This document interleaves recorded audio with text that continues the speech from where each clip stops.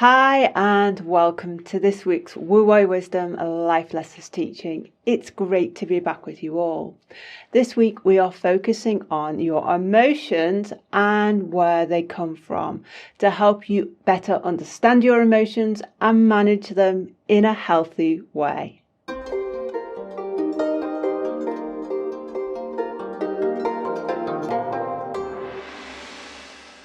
Okay, David, so helping people understand and manage their emotions is, I guess, one of the biggest pieces of work that you do with your clients.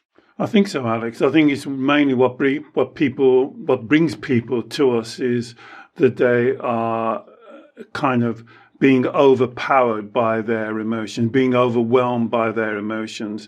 And when they hear me say that you are the creator of your emotions, not the victim, it intrigues them, but they need to know more information to understand how that works. And so I guess this is a real back to basics teaching, but it's so fundamental because people get confused about what their emotions are, what they are telling them, the purpose of them, how to manage them, where do they come from. That's right. And many of my clients will say something to me like, when I say to them, before we start, do you agree? Can we get an agreement that you are the creator of your emotions? They go, well, yes, but. And then they use the but word. And but in the middle of a sentence means forget what I've just said. Because what they're normally saying is, intellectually, I know I create my emotions, but I can't accept it fully. And that identifies the part of the mind that we would call the inner child. And so it's immediately set up a dichotomy where intellectually they understand that emotions don't float around the room or other people don't project their emotions onto you, that they can't do that. So they understand that. But there's a part of them can't accept that, Alex. And that's the key.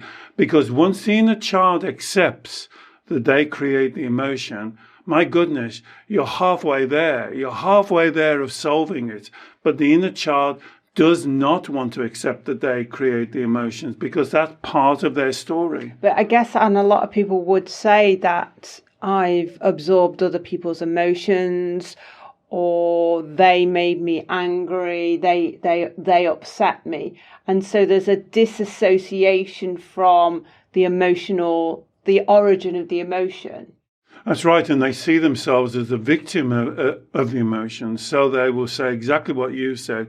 They really make me mad. They really upset me. And so what they're saying, in essence, is they are the victim. The emotions come through the air at them and enter through their body and goes inside of them.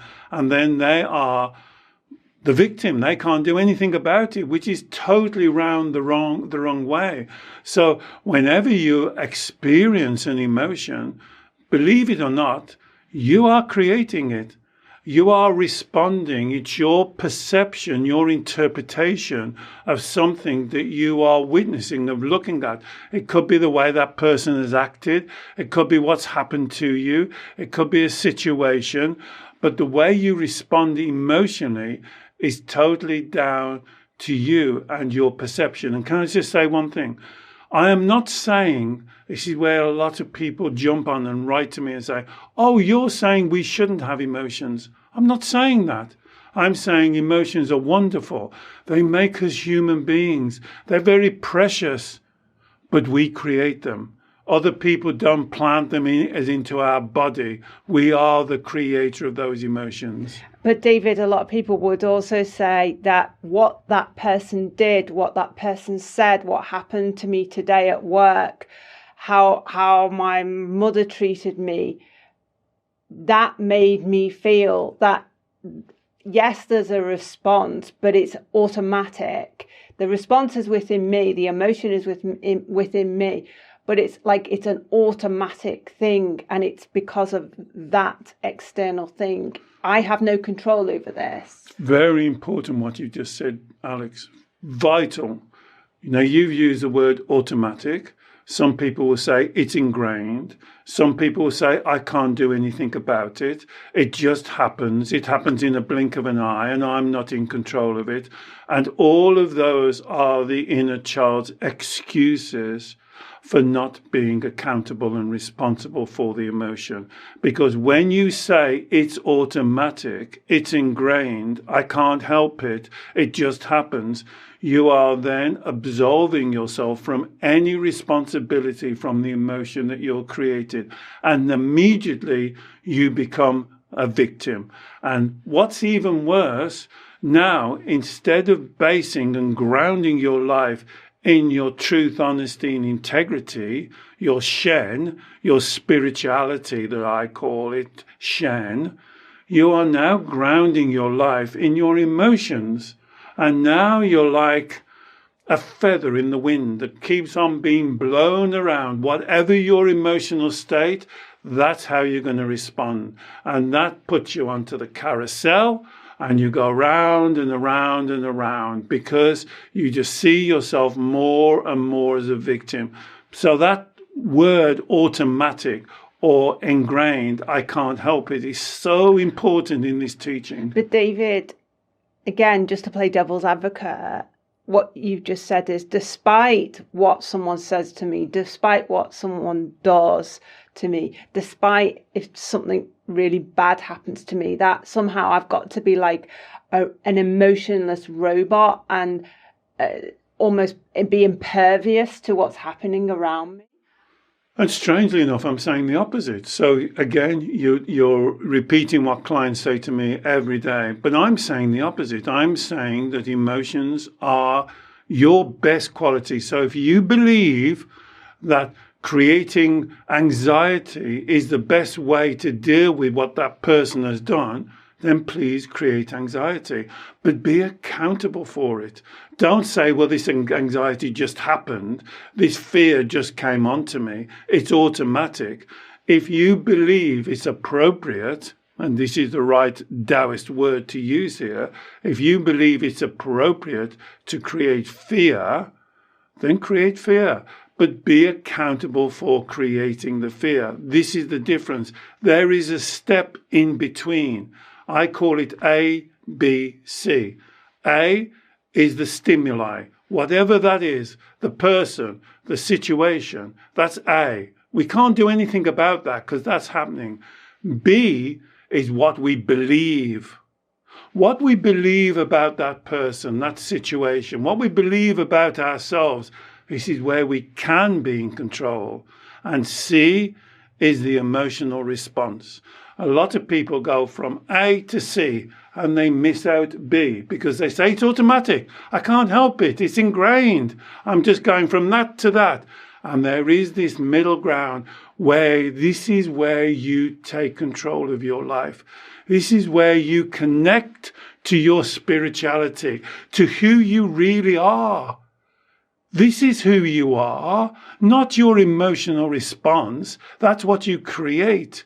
So coming into your state of Shen, of reacting to that person in the correct way, and that reaction might be that you address it, you ignore it, you avoid it. There can be many authentic answers, but you will be acting from this logic, this mindset that you are amazing and you can deal with that. Okay, so let's look at this B zone because this seems like the most important part of the equation here. Certainly we can't control external situations, how other people are. Other people are on their own emotional and spiritual journey. And what you've said is, so that's A. What you've said C is, the C step is the emotions, which are the byproduct, the useful byproduct, but a byproduct nonetheless of what happens in this B, the belief zone, which is within our control. Yes. So, as you said, if we choose to feel anxiety or create anxiety in response to an external stimuli, that may or may not be authentic response. So we need to go and look at what's happening in the belief zone here, this middle zone. Similarly, if we feel if we create sadness, if we create frustration, if we create anger, hopelessness, any manner of red light emotions, everything happens, or everything is kind of dealt with and mixed up and processed in this B zone, in this belief zone. So can you talk a little bit more about the origin of the belief zone, if you like, or what makes one person's set of beliefs and how they process the external world different from another person's set of beliefs, which means that these two individuals, if we put them side by side, have completely, or often could have completely different emotional reactions and then actual responses to the same external stimuli. So if it was like an experiment. Thanks, Alex. That's a great example. So why do people see the same stimuli and create different emotions? And this comes down to the beliefs. What do you believe? Why do you believe it? And many of us don't even focus on our beliefs. Our beliefs are normally started to develop when we're a child, and they developed by what we see around us. A lot of our beliefs, a lot of your beliefs as you're watching me, are not even your beliefs. They're beliefs that you've inherited from other people. And this is when we do the golden thread. When we follow down, we reverse engineer. We're trying to find out what you believe and why you believe it. And so many people's beliefs are out of balance. It doesn't even make sense because they will blame themselves. They will say, I'm not good enough. I can't cope. I'm unlovable. It's too much for me, because they haven't taken accountability and responsibility for what they believe. So when I work with a client, that's really the work. What do you believe? Why do you believe that? Ask yourself that. What do I believe about myself? What do I believe about coping with reality? If you're having a difficult time at work or at home in relationships or with friendships, what do I believe about myself? How do I believe my skill set to deal with that? And then where does that belief come from? And you'll be amazed. The majority of our beliefs come from childhood. So what you're saying, David, if we look at these two individuals facing the same external stimuli, so let's say it's criticism from someone they love. If one person has a set of beliefs which are rooted in very strong self-doubt, I'm not good enough, I'm unlovable, I'm not going to be able to cope, those sort of self-doubting beliefs, and the other person is way more self-assured. For whatever reason in their childhood, they have developed a greater sense of self-assurance, of confidence, but perhaps because of how they were parented or guided as a young child. Then the first individual with the self-doubt belief, when they're criticized by someone, it really knocks them off balance. Then that being knocked off balance and it confirming their self-doubt, and this person's criticizing me because I'm not good enough, I'm always being got at, I'm a failure, that then creates the strong red light emotions of anger, frustration, anxiety, distress.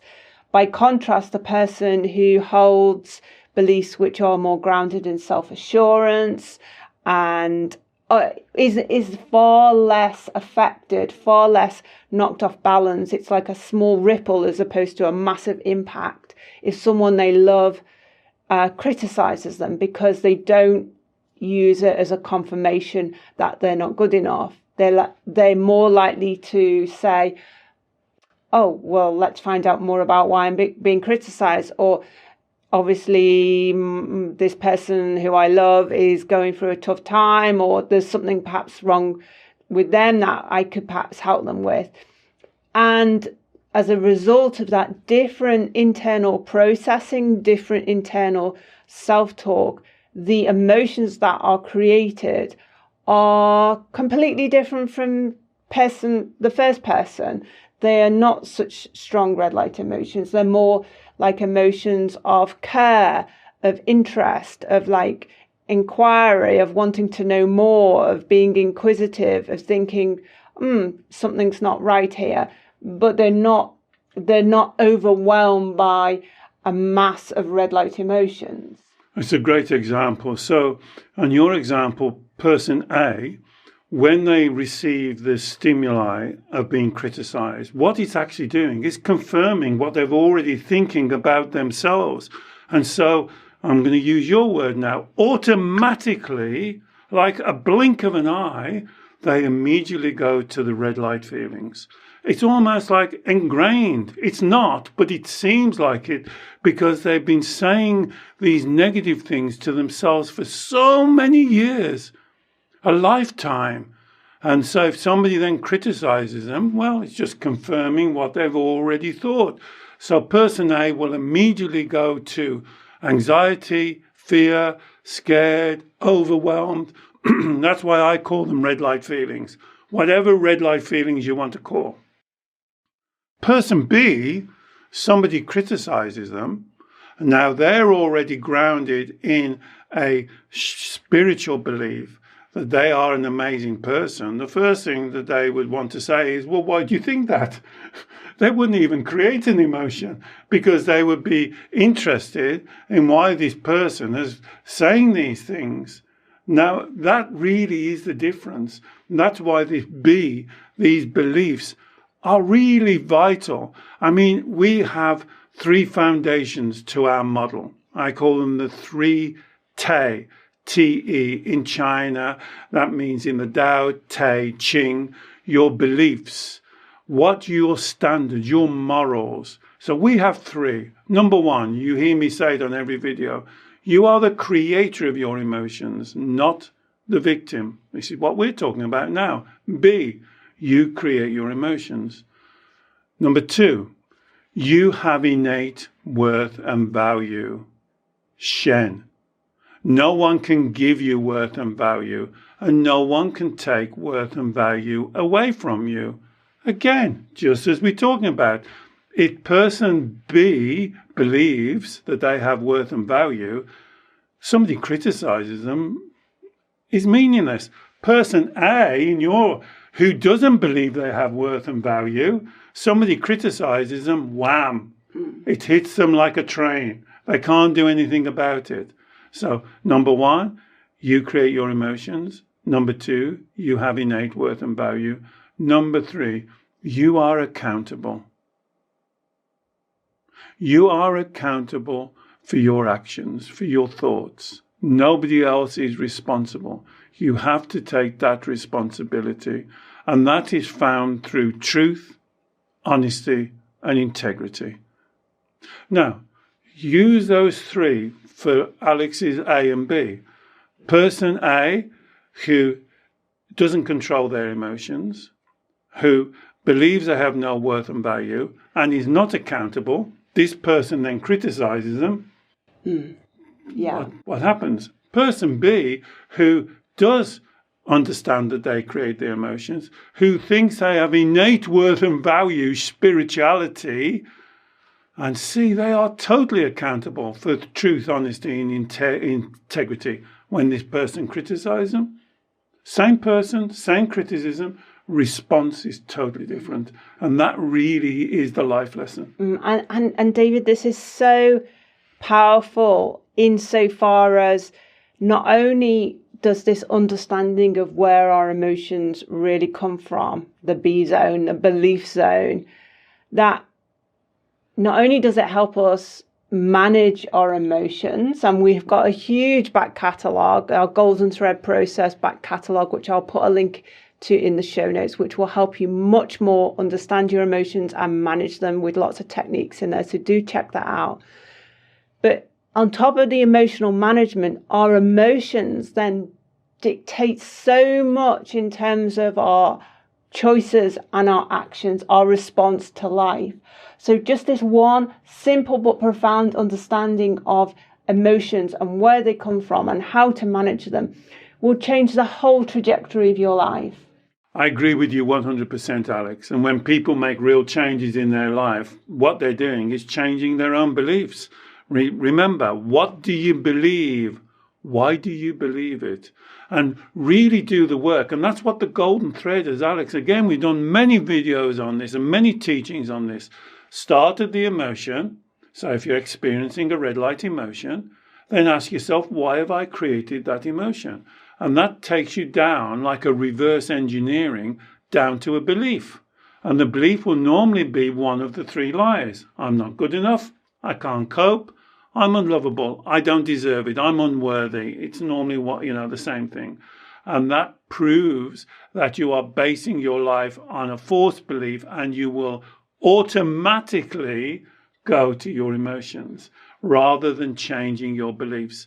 So where do your emotions come from? They come from what you believe.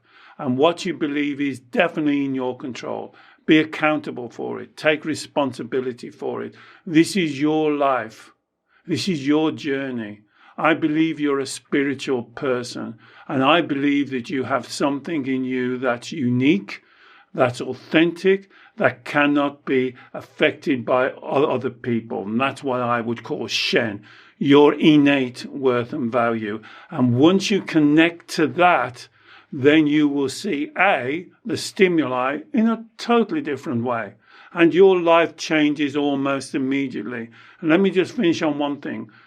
This is simple. Not easy, but simple. And it does take practice. And you won't get it right the first few times. And you have to keep on practicing because you're worth it. Because you are worth it. You have innate value and worth. And I believe in you. And why can I say that? Because if I believe in you, I also believe in myself. And I know that you can do it. I see time and time again with clients that it takes them a little bit of effort. They'll get it wrong the first few times. And then all of a sudden, there's a big change in the way that they view the stimuli, view the world, view what people say. And if somebody criticizes them, it's almost like water off a duck's back. It really doesn't mean anything. And I'll just finish with this. What other people say about you is none of your business. Brilliant. Thank you, David. I really, really hope you have enjoyed this teaching. Like I said, do check out the link to more teachings on emotional management and David's therapy process, the Golden Thread process that helps all his clients with this. If you have enjoyed the teaching or if you're interested in it, please do let us know and perhaps share it with someone else who you think may also benefit from it. David works every week with clients all over the world via Zoom video call on exactly these sorts of issues. And if you'd like to learn more about David's one-to-one consultations, check out the link in the show notes as well. And finally, please don't forget to subscribe to our YouTube channel. We produce new teachings every week and we would love to share your journey with you. Bye-bye.